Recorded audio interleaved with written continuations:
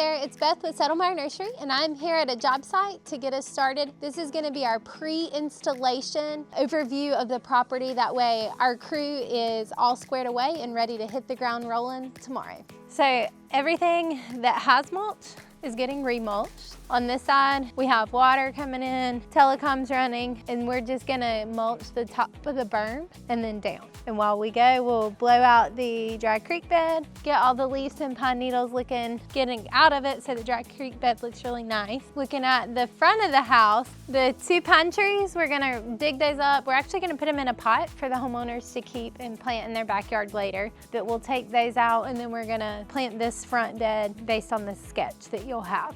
There is a really large Japanese maple and it's gonna go right here. And then we'll lightly blow this rock walkway out. On this bank where these tall weeds are, we're gonna weed eat it all the way down and clean that bank up for them and then re-mulch it. This is a dogwood and we're gonna actually limb this up. So where all of these crazy branches are at the bottom, we wanna give it more of a trunk. And then where these lovely skip laurels are at, we're just gonna mulch all the way up and then mulch back around. All right.